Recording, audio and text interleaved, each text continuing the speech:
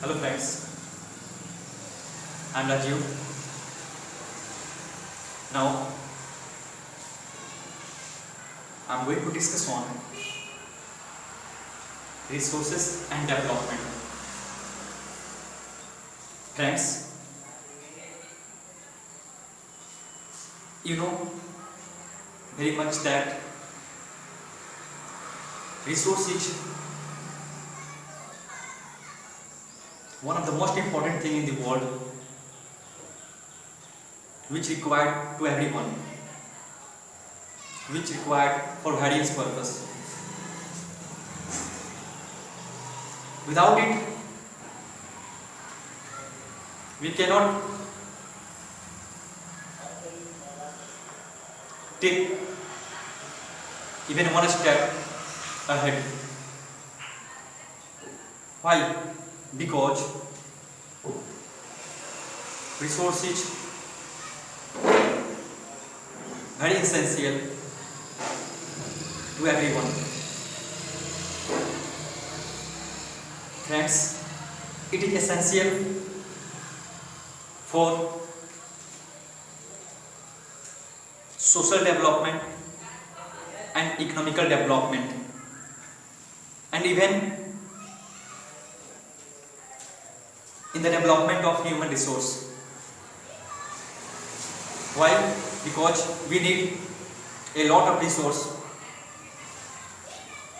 to go ahead, to improve our economy, to improve ourselves. So resource is most important thing. Simply by the definition, resource is everything which is available in our nature, which satisfied our needs by technically. But friends, resource is not useless. Even a single resource, every resource have meaning, and every resource is useful for us.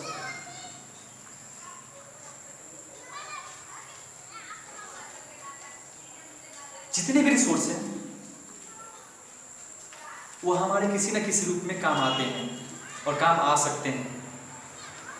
कोई भी resource वो बेकार नहीं है. आप जानते ही हैं कि ये सबसे बड़ा गिफ्ट है नेचर का हमारे लिए. लेकिन इस गिफ्ट को हमको करना क्या है? इस गिफ्ट को हमको प्रिजर्व करना है, कंजर्व करना है. इस चैप्टर का मुख्य उद्देश्य यही है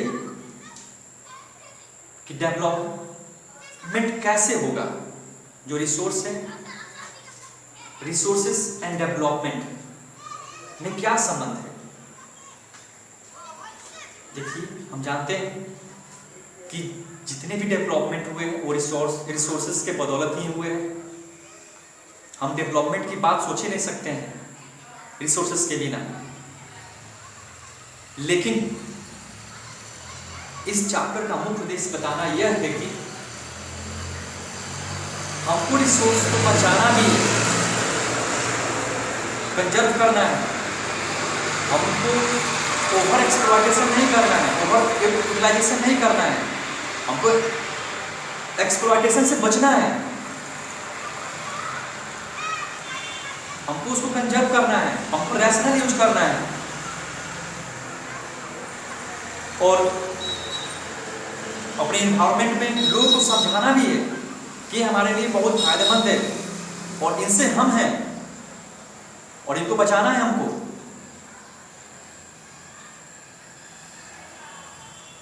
क्योंकि यह हमारे आर्थिक व्यवस्था का ढांचा है.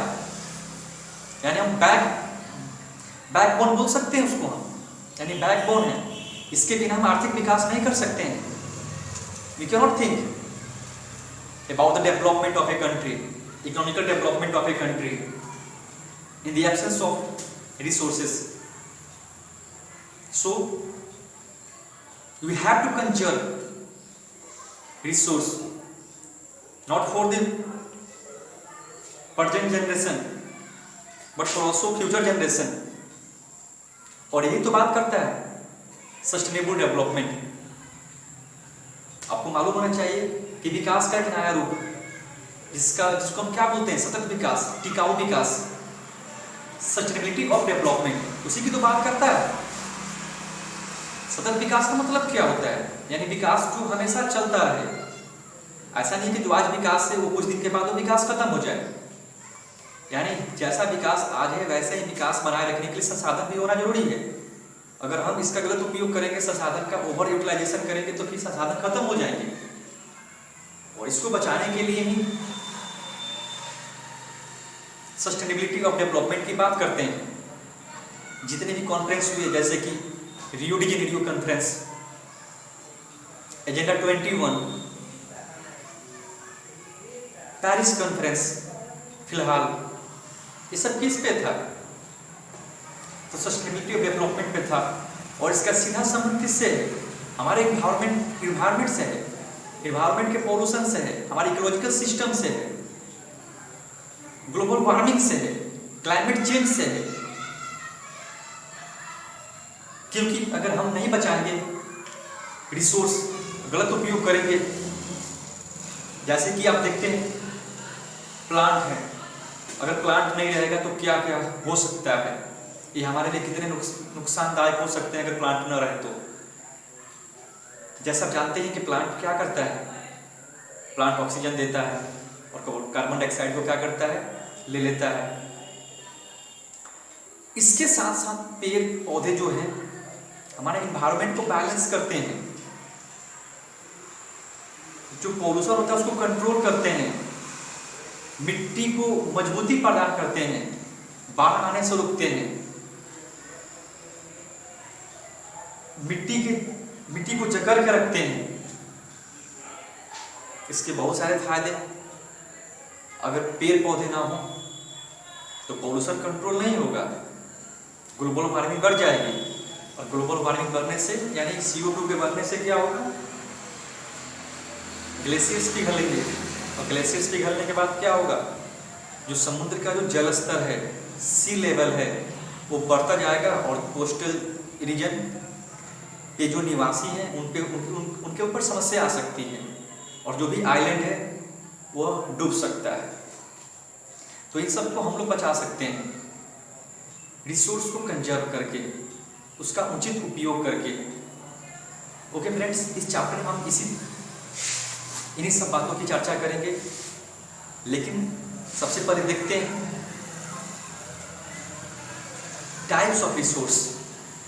So friends, we know resources can be categorized into flowing ways, just as first of all, on the basis of origin, resources can be categorized into two groups। दो ग्रुप में, एक को क्या बोलते हैं हम लोग, बायोटिक रिसोर्स, और एक को अबायोटिक रिसोर्स। बायोटिक रिसोर्स क्या होता है? बायोटिक रिसोर्स वह रिसोर्स होता है जिसमें प्लांट आते हैं, जिसमें लिविंग थिंग आते हैं। सारे लिविंग थिंग किसमें आते हैं? तो बायोटिक रिसोर्स में आते हैं। फ्लोरा एंड फौना किसमें आते हैं? तो बायोटिक रिसोर्स में आते हैं। It means that all living things refers to biotic resource। Next, we themselves are biotic resource. His also a biotic resource। Next we see abiotic resource। Friend, abiotic resource means those resource which are non-living thing, that is called abiotic resource, like that mountain,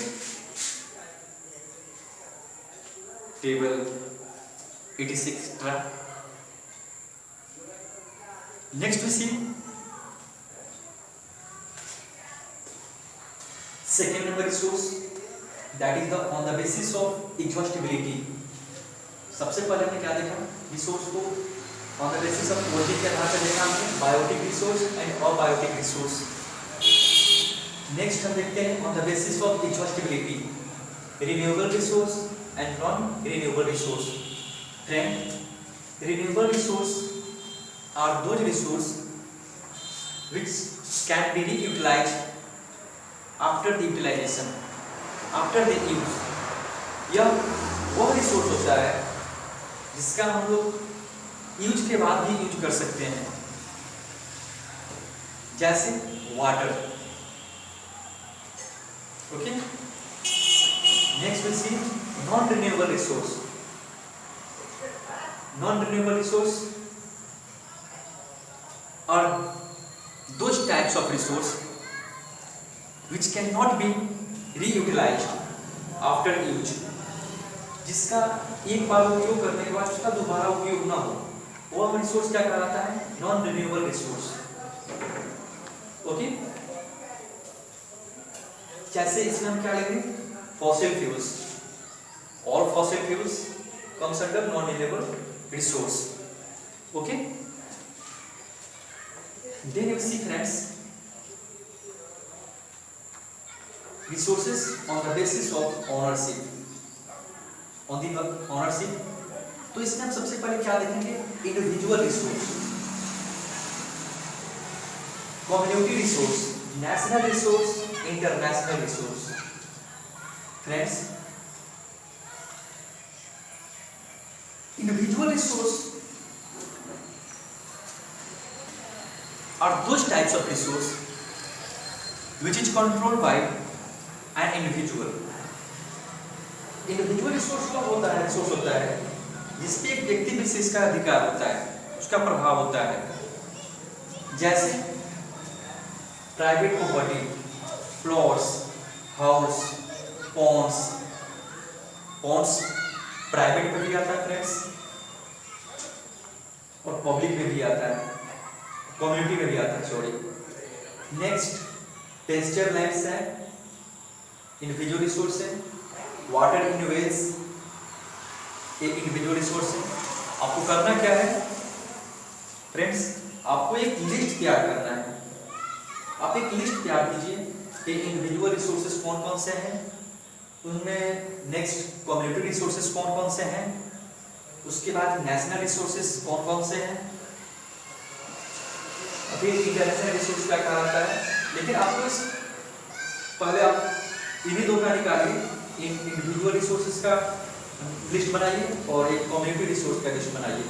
okay, next you see friends, community resource, grazing ground. Grazing ground वह ground होता है जहाँ पे सभी लोग अपने मवेशियों को चराते हैं, वो हो गया ग्रेजिंग ग्राउंड, यानी घास का मैदान, चारे वाला क्षेत्र। बरियल ग्राउंड, इससे पूरी कम्युनिटी का अधिकार होता है। बरियल ग्राउंड कम्युनिटी का होता है, ये किसी पर्सनल व्यक्ति का नहीं होता है। बरियल ग्राउंड हो गया, यानी इसको बरियल ग्राउंड को बोलते हैं हम लोग हिंदी में, जहां पे लोगों को जलाते हैं, जहां पे लोगों को दफनाते हैं, कब्रिस्तान। विलेज पॉन्ड, यहाँ पे यह वह पॉन्ड है जहाँ पे सभी लोग इसका यूटिलाइजेशन करते हैं, सभी लोग इसका यूज करते हैं। पब्लिक पार्क्स हैं, पिकनिक एक स्पॉट्स है। नेक्स्ट है नेशनल रिसोर्सेज हैं। Friends, technically all resources belong to the nation which come under the nation. Land within the political boundaries and the oceanic area up to the 12 nautical miles. हमारे देश या किसी भी देश से उसके कोस्टल रीजन से 12 नॉटिकल माइल्स तक के रीजन जो होता है ना, उस देश का क्या होता है, नेशनल रिसोर्सेस होता है। 12 nautical miles, okay, 12 kilometer from the coast. Next हम देखते हैं इंटरनेशनल रिसोर्स। इंटरनेशनल रिसोर्स वो रिसोर्स होता है जिसपे अधिकार होता है किसका, इंटरनेशनल ऑर्गेनाइजेशन का, ठीक है, वो किसी राष्ट्र का नहीं होता है। The oceanic resources beyond 200 nautical miles, यानी किसी देश के सीमा से, उसके कोस्टल रीजन से 200 नॉटिकल माइल्स के बाद का जो क्षेत्र आता है वो इंटरनेशनल रिसोर्स कहलाता है। Okay friends, next we C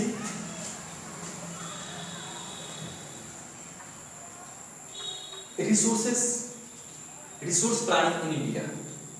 What talks about the resource planning in India? Friends, resource planning talks about identification and inventory of resources. सबसे पहले रिसोर्स प्लानिंग बात करता है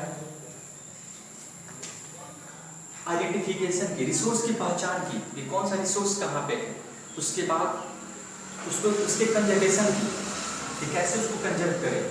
next planning structure, planning structure में क्या आएगा, तो टेक्नोलॉजी आएगा, टेक्नोलॉजी के माध्यम से भी हम लोग क्या करते हैं, प्लानिंग करते हैं, उसको कंजर्व करते हैं।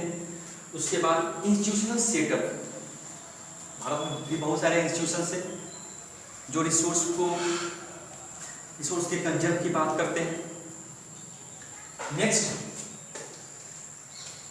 जो हमारा टॉपिक है वो है conservation of resource. Conservation of resource talks about how to conserve the resource. यह उसकी बात करता है कि कैसे हम रिसोर्स को बचाएं, कैसे कंजर्व करें, कैसे प्रिजर्व करें। तो सबसे पहला तरीका यही है कि हम लोग रिसोर्स का जुडिशियल यूज करें, रैशनल यूज करें, न्यायपूर्ण उपयोग करें किसी भी संसाधन का, क्योंकि संसाधन क्या है, लिमिटेड है, अनलिमिटेड नहीं है। हमको इस दृष्टिकोण से उसका यूज करना है। ओके, नेक्स्ट अगर जरूरत हो तभी हम किसी संसाधन का उपयोग करें, अगर जरूरत ना हो तो संसाधन को हम बचाने का उपयोग करें, बचाने का प्रयास करें, क्योंकि संसाधन हमारे साथ साथ पूरे विश्व के लिए इम्पोर्टेंट है और पूरा विश्व ही संसाधन से है। Okay, next we see friends land resource. Land resource में हम लोग कुछ टॉपिक्स देखेंगे, जैसे लैंड स्ट्रक्चर कैसा है भारत का, जिसमें हम देखेंगे सबसे पहले 43% जो है ना भारत में, भारत के कुल भौगोलिक एरिया का 43% प्लेन्स एरिया है। ओके, उसके बाद 27% प्लेट्यूज है, 30% माउंटेन्स है। इसके बाद हम देखेंगे land utilization. You know very well that land is utilized for various purpose, not in a single purpose, but it is used for various purpose, just as agriculture. And we know very well we live on the earth, and each and every flora and fauna survive on the earth. All things lie on the land. So friends, first we see agricultural purpose. So we first see net zone area. In net zone area we see a area which is utilized for agriculture purpose. A net zone area is a gross productive area where agricultural practices and where agricultural activities practiced. Net zone area वो area होता है जहां पे कुल भूमि का, कुल क्षेत्र का कृषि होता है, जहां पे कृषि होती है। नेट जोन एरिया क्या है? तो ये कृषि वाला क्षेत्र होता है, यहाँ पे कृषि होती है friends. Okay, next we see land degradation and conservation. क्या कारण है लैंड डिग्रेडेशन का? सबसे पहले हम देखेंगे कि लैंड डिग्रेडेशन जो हमारा टॉपिक है और लैंड डिग्रेडेशन का मेन कारण क्या है, यानी भूमि की गुणवत्ता में कमी क्यों आती है, क्या कारण है। तो सबसे पहले हम देखते हैं डिफॉरेस्टेशन। फ्रेंड्स, डिफॉरेस्टेशन सबसे बड़ा कारण है लैंड डिग्रेडेशन का। आपको भी बताया कि पेड़ पौधे जो होते हैं मिट्टी को जकड़ के रखते हैं, उसको बांध के रखते हैं, जितने भी पेड़ पौधे हैं, और उसको रोकते हैं। बाढ़ में क्या होती है कि मिट्टी बह जाती है, लेकिन उस बहाव को रोकता है कौन? तो पेड़ पौधा। तो पेड़ पौधा बहुत जरूरी है, प्लांट्स होना बहुत जरूरी है। इससे क्या होता है? लैंड डिग्रेडेशन कम होता है। उसके बाद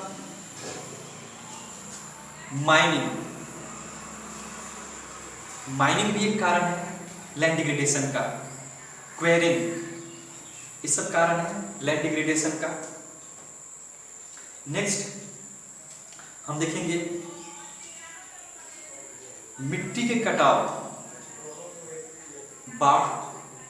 बाढ़ के आने से भी लैंड डिग्रेडेशन होता है, मिट्टी में कटाव होना चालू हो जाता है, वहां पे उस क्षेत्र में पॉल्यूशन बढ़ जाती है। नेक्स्ट फ्रेंड्स, वी डिस्कस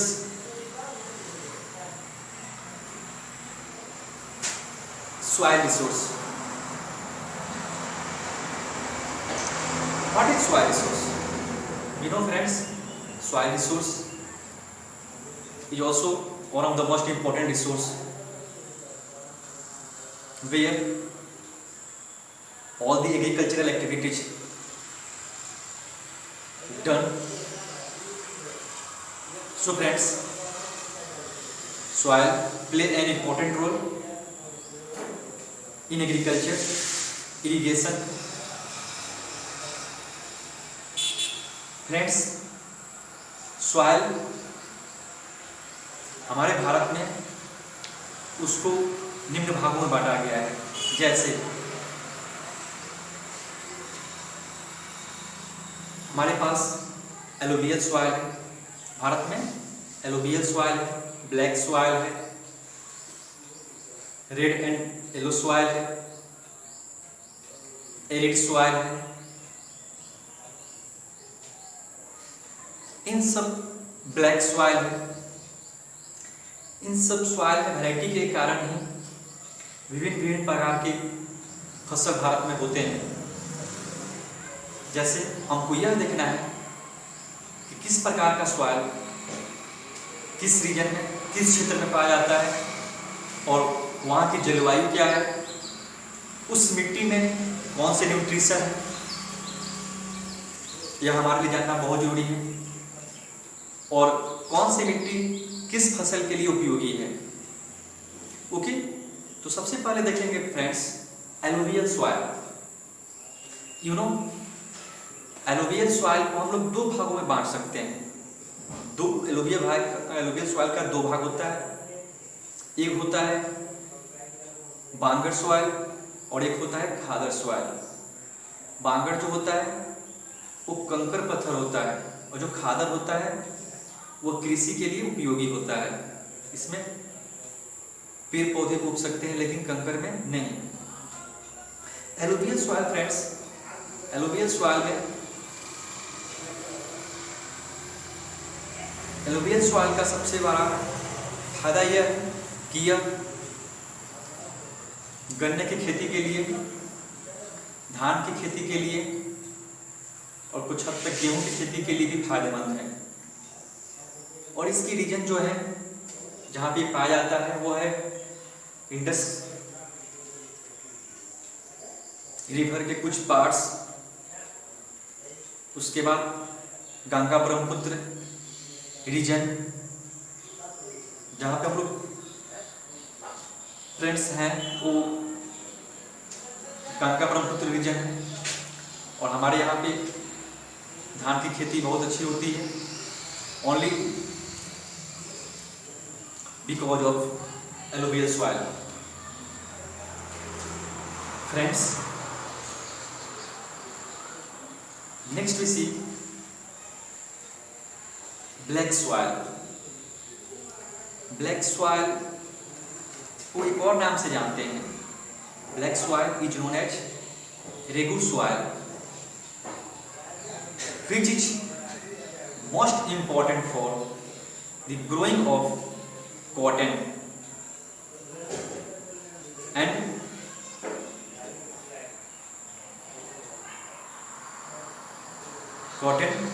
और गन्ने की खेती के लिए। ये दो चीज जहाँ पे सबसे ज़्यादा ग्रो करता है ब्लैक सॉइल में वह है कॉटन, कपास की खेती, और दूसरा गन्ने की खेती। तो फ्रेंड्स, ब्लैक सॉइल का रिश्ता कहाँ पे है भारत में? ब्लैक सॉइल का रिश्ता डिकन प्लेट्यू में सबसे ज़्यादा है। और वहाँ पे ब्लैक सॉइल का कारण आप जानते हैं कि बहुत वर्ष पहले जो वहाँ का स्ट्रक्चर है, जो वहाँ पे लावा था और लावा के जलने के कारण मिट्टी काली हो गई। लावा के जलने के कारण जो वहाँ पे कंकर और पत्थर थे वो काली हो गई, और उसके बाद हजारों सालों के बाद, लाखों सालों के बाद वहाँ पे जो मिट्टी बना वो काला ही बना, इसलिए वो उसका रूप क्या है? काला है। इसलिए उसको हम क्या बोलते हैं? काली मिट्टी बोलते हैं। Okay friends, we C